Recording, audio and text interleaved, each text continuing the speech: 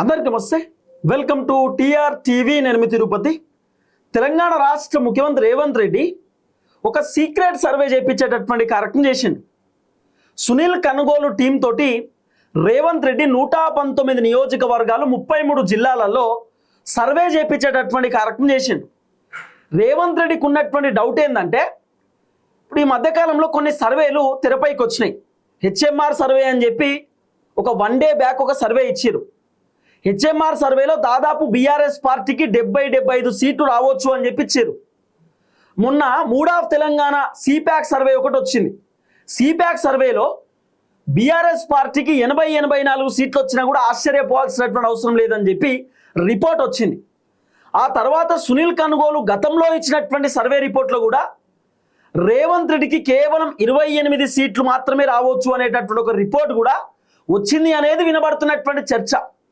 రేవంత్ రెడ్డికి ఉన్నటువంటి డౌట్ ఏంటంటే, ఈ సర్వేలన్నీ కరెక్టేనా? నిజంగానే కాంగ్రెస్ ప్రభుత్వం పైన వ్యతిరేకత ఉన్నదా? నిజంగానే కాంగ్రెస్ ప్రభుత్వం పైన జనాలు కోప్పడుతున్నారా? కాంగ్రెస్ ప్రభుత్వాన్ని జనాలు వద్దనుకుంటున్నారా? మళ్ళీ కేసీఆర్ పైన పబ్లిక్ పాజిటివ్ అయిపోయిరా? మళ్ళీ జనాలు మాకు కాంగ్రెస్ వద్దు, బీఆర్ఎస్ ముద్దు అంటుర్రా? మాకు కాంగ్రెస్ వద్దు, కేసీఆర్ రావాలని చెప్పి మళ్ళీ జనాలు ఏమన్నా కాంగ్రెస్ పైన నెగిటివ్ అయ్యిరా? అసలు కాంగ్రెస్ పైన నెగిటివ్ కావడానికి రీజన్ ఏంది? ఏ నియోజకవర్గాలలో కాంగ్రెస్ ఓడిపోయేటటువంటి అవకాశం ఉంది? మరి ఓడిపోయేటటువంటి అవకాశం ఉంటే ఎందుకు కాంగ్రెస్ ఓడిపోతుంది? రీజన్ ఏంది? మరి ఎక్కడ లోపం జరిగింది, ఎక్కడ ఇబ్బంది అయింది అనేటటువంటి అంశం పైన రేవంత్ రెడ్డి కొంత ఆరాధించేటటువంటి కార్యక్రమం చేస్తున్నాడు. దాదాపు రేవంత్ రెడ్డి 119 నియోజకవర్గాలలో ఆల్రెడీ సీక్రెట్ సర్వే చేపించేసిండు. రేవంత్ రెడ్డి సీక్రెట్ సర్వే చేపించినటువంటి సంగతి కాంగ్రెస్ పార్టీ ఎమ్మెల్యేలకు తెలియదు, కాంగ్రెస్ పార్టీ మంత్రులకు తెలియదు, కాంగ్రెస్ పార్టీ ఎంపీలకు తెలియదు, ఎమ్మెల్సీలకు తెలియదు, కాంగ్రెస్ పార్టీ లీడర్లకు కూడా తెలియదు. గుట్టు చప్పుడు కాకుండా రేవంత్ రెడ్డి సీక్రెట్ సర్వే, ఒక రహస్య సర్వేని చేపించేటటువంటి కార్యక్రమం చేసిండు. సునీల్ కనుగోలుకు సంబంధించినటువంటి టీం తోటి. సునీల్ కనుగోలుకు కూడా తెలుసు ఈ సర్వే జరుగుతున్నట్టు. సునీల్ కనుగోలు గతంలోనే రేవంత్ రెడ్డి ప్రభుత్వం పైన రిపోర్ట్ తెరపైకి తీసుకొచ్చిండు. కాంగ్రెస్ ప్రభుత్వానికి రేవంత్ రెడ్డి పర్ఫార్మెన్స్ రిపోర్ట్ ఇచ్చిండు.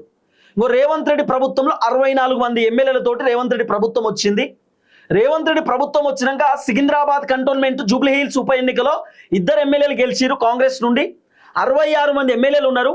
మేము 66 నియోజకవర్గాలలో సర్వే చేస్తే రేవంత్ రెడ్డి ప్రభుత్వంలో కేవలం 28 నుండి 30 మంది మాత్రమే గెలిచేటటువంటి అవకాశం ఉండొచ్చు అని చెప్పి గతంలోనే సునీల్ కనుగోలు ఒక సర్వే రిపోర్ట్ని కాంగ్రెస్ అధిష్టానానికి ఇచ్చిందనేది కూడా కొంత వినబడుతున్న చర్చ. మరి సగానికి సగం మంది ఎట్లా ఓడిపోతారు? ఓడిపోవడానికి గల రీజన్ ఏంది అంటే, రేవంత్ రెడ్డి పర్ఫార్మెన్స్ బాలేదా? లేకపోతే కాంగ్రెస్ పార్టీ ఎమ్మెల్యేలు నియోజకవర్గాలలో పర్యటన చేస్తలేరా? కాంగ్రెస్ పార్టీ ఎమ్మెల్యేలు జనాలను కలుస్తలేరా? కాంగ్రెస్ పార్టీ ఎమ్మెల్యేల పనితీరు బాలేదా? రీజన్ ఏందనే తెలియదు. కానీ రేవంత్ రెడ్డి ఆరాధిస్తున్నాడు. రేవంత్ రెడ్డి తెలుసుకునేటటువంటి కార్యక్రమం చేస్తున్నాడు. రేవంత్ రెడ్డి పూర్తి స్థాయిలో నియోజకవర్గాలలో ఉన్నటువంటి సిచ్యువేషన్ని కనుక్కునేటటువంటి కార్యక్రమం చేస్తున్నాడు. రేవంత్ రెడ్డి ఎన్ని ప్లానింగ్స్ చేసిండంటే, మొన్న 99 డేస్ యాక్షన్ ప్లాన్ అని ఒకటి పెట్టిండు.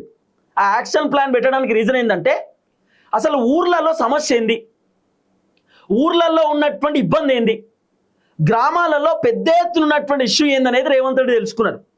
తెలుసుకుంటే రేవంత్ రెడ్డికి వచ్చినటువంటి పెద్ద ఇష్యూ ఏంటంటే, ఒకటి పెన్షన్లు అనవసరమైనటువంటి వ్యక్తులకు వస్తున్నది.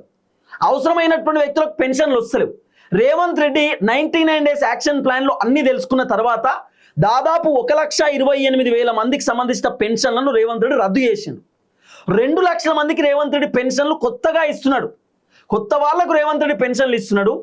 పాత వాళ్ళకి సంబంధించినటువంటి 1,28,000 మంది పెన్షన్లు తీసేసాడు.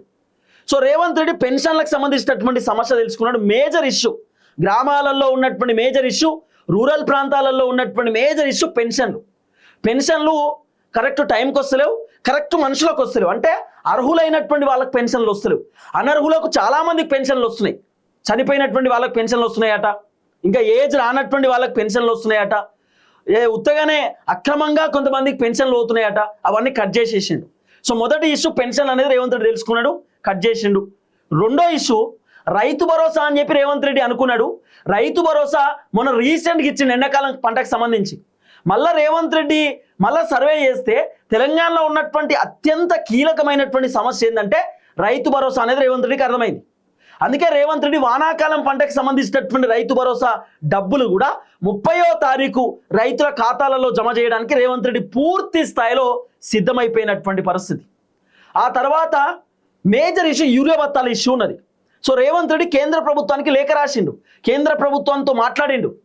ఏదైతే కొత్తగూడెంకి సంబంధించినటువంటి ఏదైతే ఆ సంబంధించిన యూరియా ఫ్యాక్టరీ ఉందో అక్కడ నుండి యూరియా బత్తాలు వేరే స్టేట్కు పోకూడదు, తెలంగాణలో ఉన్నటువంటి ఫ్యాక్టరీకి సంబంధించి తెలంగాణకే యూరియా బత్తాలు ఎక్కువ రావాలి అని చెప్పి రేవంత్ రెడ్డి కేంద్ర ప్రభుత్వానికి ఆల్రెడీ చెప్పిండు అనేది కొంత వినబడుతున్న చర్చ.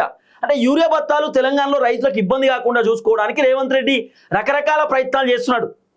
ఇంకోటి తెలంగాణలో ఉన్నటువంటి మేజర్ ఇష్యూ రోడ్లు. ఈ మధ్యకాలంలో రేవంత్ రెడ్డి కూడా చాలా చోట్ల రోడ్లు వేయించేటటువంటి కార్యక్రమం కూడా చేసిండు. సో రేవంత్ రెడ్డి చిన్నగా సమస్యలు తెలుసుకుంటున్నాడు, సమస్యలకు పరిష్కారం తీసుకొస్తున్నాడు. మరి జనాలు ఇంకా ఎందుకు వ్యతిరేకంగా ఉన్నారు? రీజన్ ఏంది? రేవంత్ రెడ్డి ప్రభుత్వం పైన ఎందుకు జనాలు అసంతృప్తితో అసహనంతో ఉన్నారు? ప్రాబ్లం ఏంది? రేవంత్ రెడ్డి చేయాల్సిన పని చిన్న చిన్నగా చేస్తున్నాడు. మరి ఇంకా ఇష్యూ ఏంటంటే ఎమ్మెల్యేల ఇష్యూ. ఎమ్మెల్యేలు గెలిచిన కాంచెలు ఇప్పటిదాకా ఒక్కసారి కూడా గ్రామాలలో తిరగలేదు. ఎమ్మెల్యేలు నియోజకవర్గాలలో ఉంటున్నారు. నియోజకవర్గం అంటే ఆ నియోజకవర్గ జిల్లా కేంద్రంలో ఉంటున్నారు, వాళ్ళ క్యాంప్ ఆఫీస్లో ఉంటున్నారు తప్ప గ్రామాలలో తిరగట్లేదు, గ్రామాలలో పర్యటన చేయట్లేదు. ఇప్పుడు ఎమ్మెల్యేలు గ్రామాలలో తిరుగుతూ ఏమవుతుందంటే జనాలు కూడా హ్యాపీగా ఫీల్ అవుతారు. అరే మా ఎమ్మెల్యే మొన్ననే మా ఇంటికి వచ్చిండు, మా ఎమ్మెల్యే మా ఊరికి వచ్చిపోయిండు, మా సమస్యలు తెలుసుకుంటాడు, మా ఎమ్మెల్యే మా సమస్యలకు పరిష్కారం తీసుకొస్తాడు, మా ఎమ్మెల్యే మంచోడు, మా ఎమ్మెల్యే గ్రేట్ అని చెప్పి జనాలు అనుకుంటారు. ఎమ్మెల్యేలు పొద్దుగాల లేస్తే హైదరాబాద్కు పరిమితం అవుతారు, లేదా నియోజకవర్గంలో ఎమ్మెల్యే క్యాంప్ ఆఫీస్కు పరిమితం అవుతారు. కాబట్టి ఇక జనాలు ఎందుకు మా ఎమ్మెల్యే మంచోడు అద్భుతం అని చెప్తారు? ఒక్కొక్క వ్యక్తి ఎమ్మెల్యే దగ్గర 2-3 సార్లు తిరుగుతున్నాడు. కళ్యాణ లక్ష్మి చెక్కు కోసమో, లేకపోతే ఇంకేమైనా సబ్సిడీ కోసమో, ఇంకేదైనా ప్రభుత్వం నుండి పని కోసమో ఎమ్మెల్యేల దగ్గరికి పోతే ఎమ్మెల్యేలు పట్టించుకునే పరిస్థితి లేదు, ఎమ్మెల్యేలు అసలు చూసే పరిస్థితి లేదు. ఇంకేం చేస్తారు? కొత్తగా పట్టా పాస్ పుస్తకానికో లేకపోతే ఇంకో రీజన్కో పోతే ఎమ్మెల్యేలు అసలు ఫోన్లు కూడా చేస్తలేరు ప్రభుత్వ అధికారులకు. ఎమ్మెల్యేల మీద వ్యతిరేకత ఉండదా? మొత్తం మీద అయితే రేవంత్ రెడ్డి దాదాపు 119 నియోజకవర్గాలలో ఆయన సర్వే చేయించేటటువంటి కార్యక్రమం చేసినట్టు రేవంత్ రెడ్డి. 119 నియోజకవర్గాలలో రేవంత్ రెడ్డి సర్వే చేపిస్తే దాదాపు 66 మంది ఎమ్మెల్యేలు రేవంత్ రెడ్డి కాంగ్రెస్ పార్టీకి ఉన్నారు. ఈ 66 మంది ఎమ్మెల్యేలలో దగ్గర 42 మంది మాత్రమే గెలిచేటటువంటి అవకాశం ఉన్నది అని చెప్పి రేవంత్ రెడ్డికి రిపోర్ట్ వచ్చిందట. ఈ 66 మంది ఎమ్మెల్యేలలో ఇప్పుడు సిట్టింగ్ లో ఉన్నటువంటి ఎమ్మెల్యేలలో 42 మంది మాత్రమే గెలిచేటటువంటి అవకాశం ఉంది అని చెప్పి రేవంత్ రెడ్డికి సర్వే రిపోర్ట్ వచ్చింది అనేది వినబడుతున్న చర్చ. సునీల్ కన్గోలు టీం నుండి రేవంత్ రెడ్డికి ఈ సర్వే అందింది అనేది కొంత వినబడుతున్నటువంటి అంశం. అంటే 66 మంది ఎమ్మెల్యేలలో 42 మంది మాత్రమే గెలిచే అవకాశం ఉంది, మిగతా వాళ్ళు ఓడిపోతారు అనేది రేవంత్ రెడ్డికి రిపోర్ట్ వచ్చింది అనేది వినబడుతున్న చర్చ. అంటే దాదాపు ఇంకో 15 మందో 10 మంది సుమారు ఓడిపోయేటటువంటి అవకాశాలు ఉన్నాయి.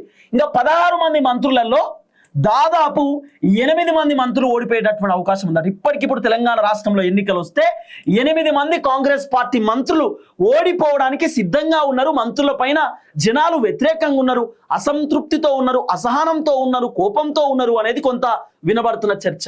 రీజన్ ఏంది? మంత్రుల పర్ఫార్మెన్స్ కూడా బాగాలేదు. కొంతమంది మంత్రులు ఇసుక దందాలు చేస్తున్నారు, కొంతమంది మంత్రులు కాంట్రాక్ట్ల పేర్లతో దందాలు చేస్తున్నారు, కొంతమంది మంత్రులు అక్రమ మైనింగ్ చేస్తున్నారు, కొంతమంది మంత్రులు ఇష్టానుసారంగా వ్యవహరిస్తున్నారు. నేనే రాజు, నేనే మంత్రి, నేను ఎట్లా చెప్తా అట్లా తెలంగాణ మొత్తం నాదే అనేటట్టు వ్యవహరిస్తున్నారు.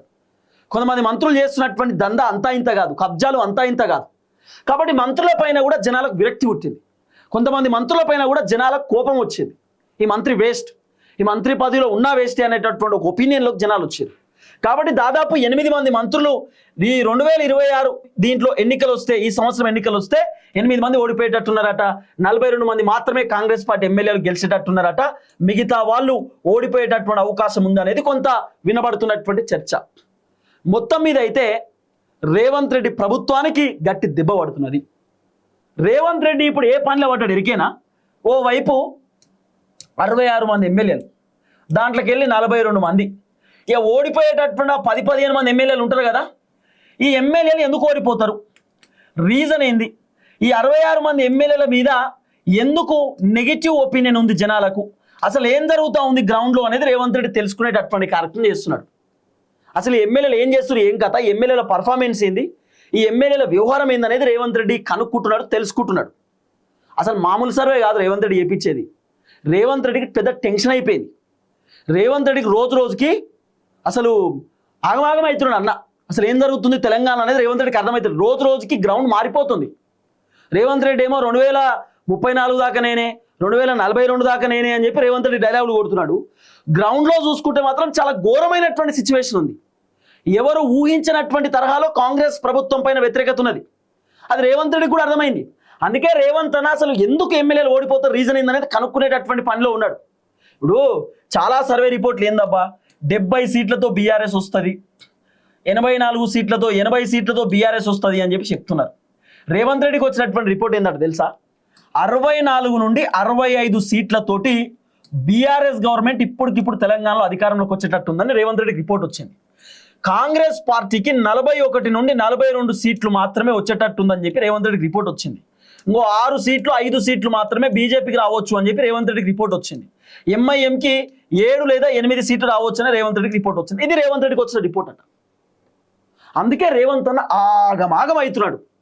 మంత్రులతో మాట్లాడుతున్నాడు. ఈ మధ్యకాలంలో మంత్రులకు వార్నింగ్ ఇస్తున్నాడు, ఎమ్మెల్యేలకు వార్నింగ్ ఇస్తున్నాడు. వారం రోజుల్లో మీ తీరు మార్చుకోకపోతే నేను ఊరుకోను అని చెప్పి ఎస్ఐఆర్కి సంబంధించినటువంటి మీటింగ్లో చెప్తున్నాడు. ఎస్ఐఆర్ మీటింగ్లో రేవంత్ రెడ్డి ఎమ్మెల్యేలకు వార్నింగ్ ఇచ్చిండు, మంత్రులకు వార్నింగ్ ఇచ్చిండు, బాజాబ్తా వార్నింగ్ ఇచ్చిండు. మీ తీరు మార్చుకోకపోతే ఎమ్మెల్యేల ప్లేస్లో వేరేటోళ్ళు వస్తారు, ఇన్ఛార్జ్ మంత్రులు గట్టిగా పనిచేయకపోతే మీ ప్లేస్లో వేరేటోళ్ళని పెడతామని రేవంత్ రెడ్డి ఓపెన్గా చెప్పిండు కదా. Revanth Reddy secret survey చేయించిండు.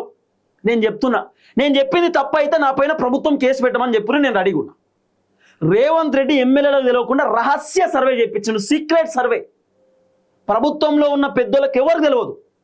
రేవంత్ రెడ్డికి తెలుసు, సునీల్ కనుగోలుకు మాత్రమే తెలుసు ఈ సర్వే చేయించింది. నేను 10 రోజుల కాంచెలు మొత్తుకున్నా, సర్వే చేపిస్తుండు అంటే కొంతమంది నీకు ఎట్లొస్తుంది ఇన్ఫర్మేషన్, నీకు ఒక్కొనికే తెలుసా? నాకు అన్నీ తెలుసురా నాయన, నాకు తెలుసు ఏం జరుగుతుంది ప్రభుత్వంలో, ఏం కథ ఏంది, రేవంత్ రెడ్డి ఏం చేస్తున్నాడు, మంత్రులు ఏం చేస్తున్నారు, ఏం కథ అనేది మాకు తెలుసు కదా. బీఆర్ఎస్ గవర్నమెంట్ ఉన్నప్పుడు నుండే ఉన్నాం కదా, మేము కొత్తగా వచ్చింది కాదు కదా. ఆ రోజు బీఆర్ఎస్ గవర్నమెంట్తోనే మేము చాలా కీలకంగా పోరాటం చేసినాం. బీఆర్ఎస్ని గద్దెదించడంలో మేము క్రియాశీలక పాత్ర పోషించినాం. కాంగ్రెస్ అధికారంలోకి రావడంలో మేము క్రియాశీలక పాత్ర పోషించినాం. మాకు మంత్రులు తెలిసిన వాళ్ళు ఉన్నారు, ఎమ్మెల్యేలు తెలిసిన వాళ్ళు ఉంటారు, వాళ్ళ మనుషులు ఉంటారు, వాళ్ళు మాట్లాడుకుంటారు, చర్చ పెట్టుకుంటారు, లీకులు ఇచ్చేటోళ్ళు ఇస్తారు, మాట్లాడేటోళ్ళు మాట్లాడతారు. ఏం జరుగుతుంది ప్రభుత్వంలో ఏం కథ అనేది కూడా ఒక చర్చ అయితే నడుస్తుంది కదా. ఉత్తగానే తెలియదా, తెలియకుండా ఉంటుందా ప్రభుత్వంలో ఏం జరుగుతుంది ఏం కథ అనేది? అన్నీ బయటపడతాయి కదా. కాబట్టి అంత ఆగమాగం ఉన్నది సిచ్యువేషన్, ఎవరు ఊహించినటువంటి తరహాలో ఉన్నది. కానీ రేవంత్ రెడ్డి మాత్రం ఆగమాగం అవుతున్నాడు. సీక్రెట్ సర్వేలతోటి రేవంత్ అన్న మరి ఏం చేస్తాడు ఏం కథ, మరి ఎక్కడ దాకా పోతుంది ఈ పంచాయతీ ఏందనేది చూడాలి. 6 నెలలు రేవంత్ రెడ్డి టైం ఉన్నది, అంటే దాదాపు ఇంకా 2.5 నెలలు పూర్తి అయిపోయింది. ఇంకో 3 నెలలు రేవంత్ రెడ్డి టైం ఉంది. ఈ 3 నెలల్లో రేవంత్ రెడ్డి పైన ఉన్నటువంటి వ్యతిరేకత రేవంత్ రెడ్డి పొడగొట్టుకోకపోతే మాత్రం రేవంత్ రెడ్డి ముఖ్యమంత్రి పదవి పోయినా కూడా ఆశ్చర్యపోవాల్సినటువంటి అవసరం లేదనేది కొంత వినబడుతున్నటువంటి చర్చ. చూద్దాం ఏం జరగబోతుందో. మరి రేవంత్ రెడ్డి పర్ఫార్మెన్స్ ఏ విధంగా ఉంటుంది ఏం కథ అని చూడాలి. మళ్ళీ ఇంకో 3 నెలల్లో మళ్ళీ సునీల్ కనుగోలు సర్వే చేస్తాడు, మళ్ళా సర్వేని హైకమాండ్కి రిపోర్ట్ ఇస్తాడు. 6 నెలలకోసారి రేవంత్ రెడ్డి ప్రభుత్వం సర్వే చేపిద్దామనే ఆలోచనలో ఉన్నారట. సర్వే చేయించుకొని ఎక్కడ వ్యతిరేకత ఉన్నది ఏం కథ, నెగిటివ్ ఉంటే ఆ నెగిటివిటీని ఎట్లా పొడగొట్టుకోవాలి అనేది రేవంత్ రెడ్డి పెద్ద ఎత్తున ప్లానింగ్ చేస్తున్నది కూడా కొంత వినబడుతున్నటువంటి అంశం. చూద్దాం ఏం జరగబోతుందో. దయచేసి వీడియో అందరికి షేర్ చేయండి. అందరికీ నమస్తే, థ్యాంక్ యూ సో మచ్. జై తెలంగాణ.